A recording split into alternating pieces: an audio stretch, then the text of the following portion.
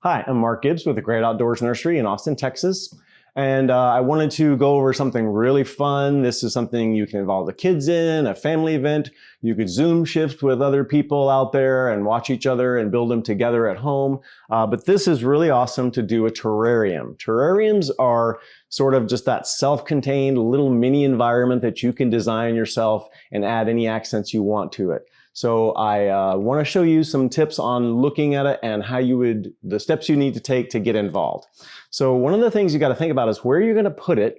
Terrariums need some good sunlight because we would like that, evaporation cycle to occur so it's sweating and it's watering itself again without you having to get in there and do much maintenance. That's on a closed terrarium. If you've got an open terrarium, then you may be watering on a bi-weekly cycle or every 10 days or something. But think of turkey baster when you think of watering. You don't need to go in with a watering can and drown the poor guy. These are just little 2-inch plants, so they don't require, tons of water. You're going to get that water basically on the crown of this. It's going to filter on down through, and then over time, be leached back up into the soil to get it contained and watered. So the less water is going to get you a lot further down the road. It's hard to empty them when you've got too much water in there. It can be quite messy trying to get that excess water out. So think about the location. That's going to help you decide on what kind of plants you'd like to put in there. And depending on the size or the footprint of it, something like this, you can usually do a few plants, maybe 3. If you're going on a wider footprint, you may do 5. There are open terrariums, and then there are closed terrariums. So again, depending on that footprint, the closed terrariums, these have some vents in them, which is sort of nice. You will get some good airflow through the container. If you have a closed one, be very mindful that if it's too wet, you can get fungus buildup on your soil layers. So be very, very mindful of airflow. If you see the condensation cycle starting to decline, then you know you're probably needing to add some more water. And again, think tablespoons of water, not gallons of water. It doesn't take much to get them back on cycle if you've had a really severe dry out. Okay, so the materials you're going to need some charcoal, you're going to need some pebbles, and you're going to need some soil. We have a kit here that has all these little goodies in there. You'll also need a little bit of moss for the top dress. And there are different types of moss, so you can buy a separate packaging with all sorts of cool moss in it, and then you can even change that moss out here and there. The moss is nice on the very top because once you get that sweat cycle going, you're going to start with the moss moist. So that's going to give you that humidity, that little area of humidity around those plants, just to make them think they're in a tropical rainforest. So that's another important thing. You're going to start with the soil a little moist. I've already got the soil nice and moist. I've got my gravel. So your bottom layer is going to be the charcoal. And you want these in equal proportions, okay? So on this guy, we'll do a nice thin layer of charcoal here. Just enough to cover the bottom of the jar.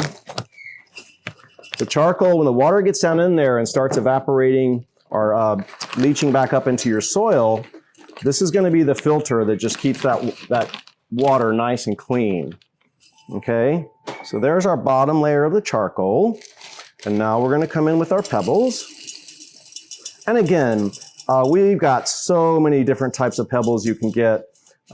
So you don't have to do one of these pre-packaged items. You can just come in and buy the separate items and put it all together on your own with whatever colors of gravel you like, whatever colors of moss you like.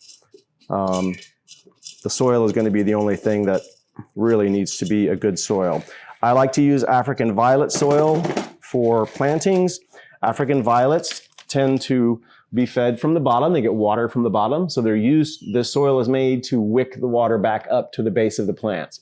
So the African violet soil is what I would substitute if you're not going to find a kit that's already got some soil in it. Okay, so I've got my charcoal, I've got my gravel. On our plant material, we have this little poem. Think of Michael Jackson. We have this little poem. You want your thriller, which is going to be our taller guy. So that's the guy I picked for that. We want our chiller, which is going to be our little fern. He's going to kind of stay in the middle there, nice and pretty. And then I've got this little strawberry begonia. These put out little feet. So this is our spiller. He's actually putting out a little guy here, little runner. That's going to produce some leaves at the end and make another little baby plant off that. So that'll be kind of like our carpet down in there. Now I did water these other two guys. I want to make sure this fern is nice and moist. If you're using ferns in one of these, you may want to have a mister handy. If it's a closed one, the humidity should be good enough to hold it between watering cycles. But you would want to, if it's an open one, you might want to have a little fine mister available just to give it a little spritz every now and then. If it's you know, in an area that maybe the heating is going to be a little more intense during the winter, that may get a little crispy. So that little moisture on the leaf surface, just a light spray is going to be plenty. We do have some great little toolkits here. These come in very handy when you get ready to do plantings. Another thing I'll typically do is get my plants placed first, and then I'll add my soil in. A lot of times we get the soil in there and then we have to push it all around to get the plants in, and it kind of can get messy. So I'll usually place my plants first. These are just going to get a light little tickle, nothing major. And I'm going to use our little tweezers here to get him down in there. And he's going to be our little focal point tree. And basically, since you're doing 3, this will be sort of a triangular shape to it when I get going. And then I'm going to put in my chiller. He doesn't have too many roots in there, so I'm just going to pull some of this away from the top. These little 2-inchers aren't too extensive on the root systems, so they're pretty easy to get in here. But you want to start with them wet so that they have continuity with the soil when they get down in there. Your soil is going to be moist, your plant's going to be moist, and they'll hold hands a lot nicer.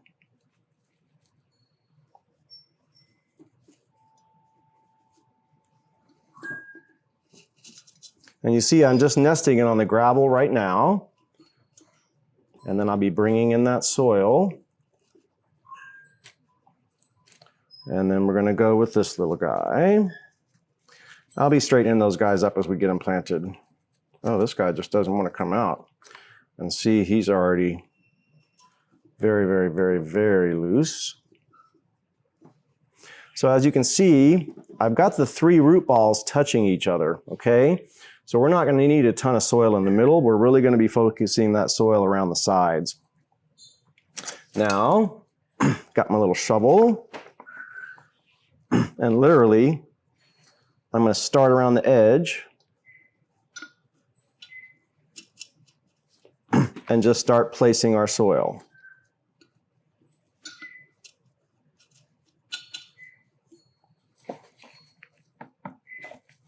Once I've got the majority of the soil in here, I will come around and just do a light tamping just to make sure that it's up against the root balls nice and securely.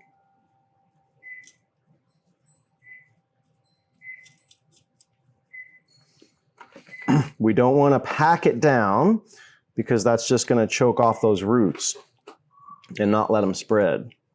So we do want to have a little bit of airiness to the soil as it gets down in there.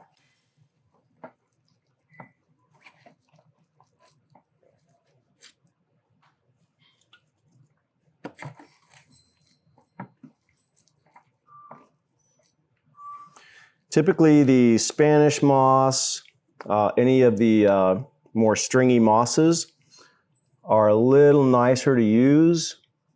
They'll hold that moisture at the soil surface, and they'll be a little bit easier to keep that humidity around the plants. I'm going to tuck some around this guy on the back side, get him all covered up.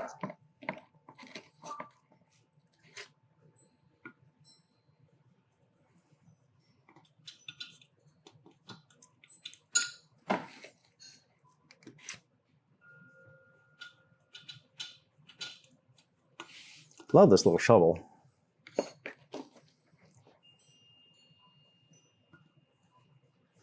Obviously, you can use a teaspoon or a tablespoon or something like that, but. And now I'm going to get on the outside of our ferny fern.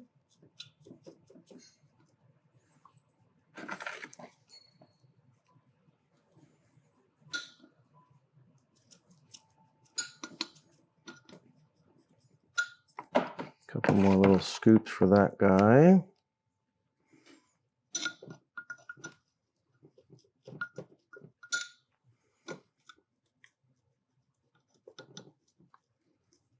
Nice texture on that fern there. Got to trim off that one little leaf. I'm not happy with that one leaf, but that's just me.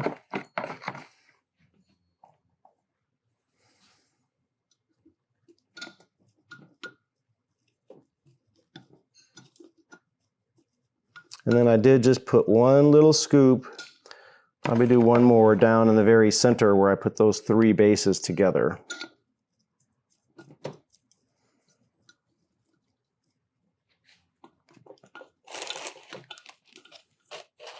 There we go. Everybody's all covered up.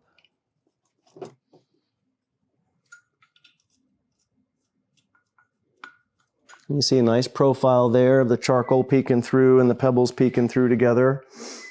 Make some nice layering in there.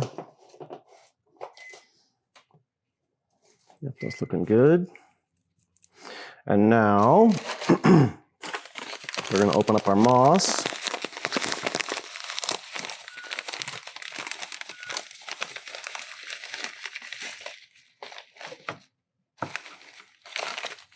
Get this good and wet.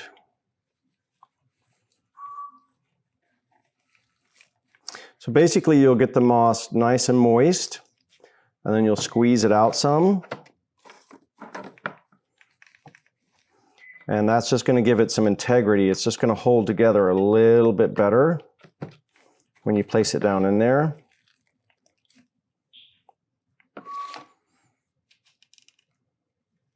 And it'll just look like a little rainforest when you get it all done.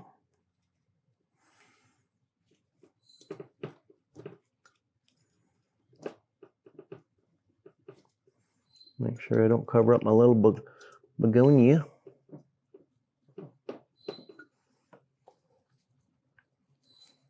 It's not like a real begonia.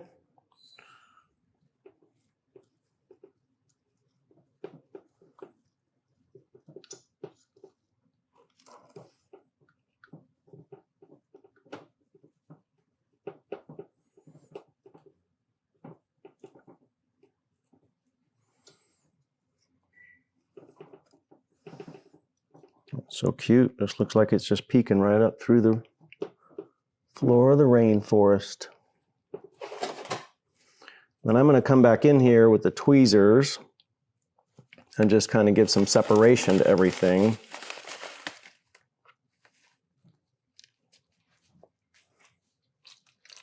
Wow, that was pretty moist.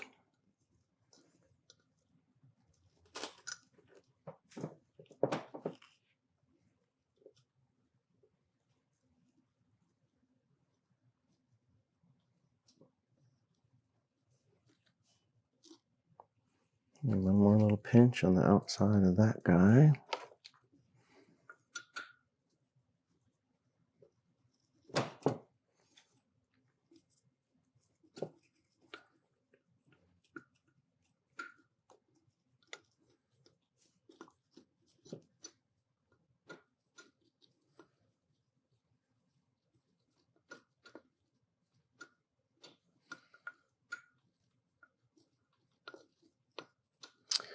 Okay.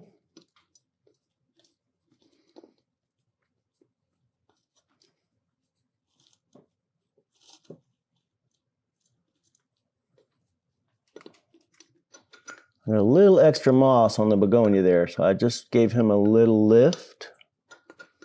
So he'll be a little happier peeking out in the sunlight.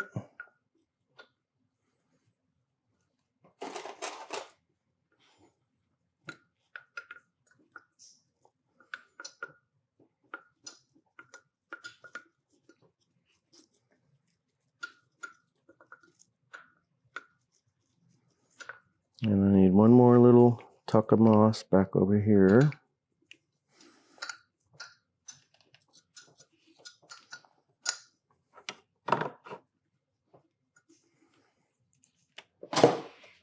And now we just need to wipe her down a little bit.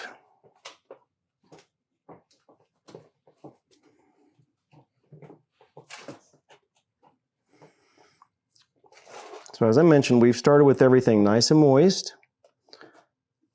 I'm going to get this in some good sunlight.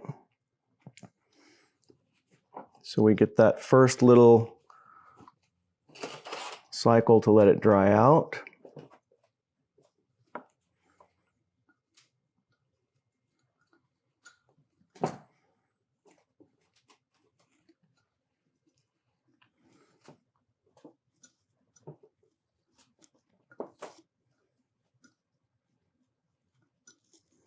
Little begonia is going to love that. Got a little shade from this guy.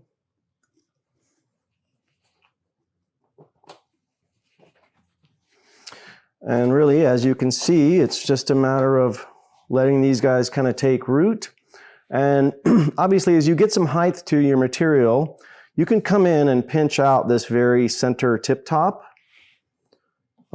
just to get more branching. Or if you want that to continue to be vertical, you can just let that go on.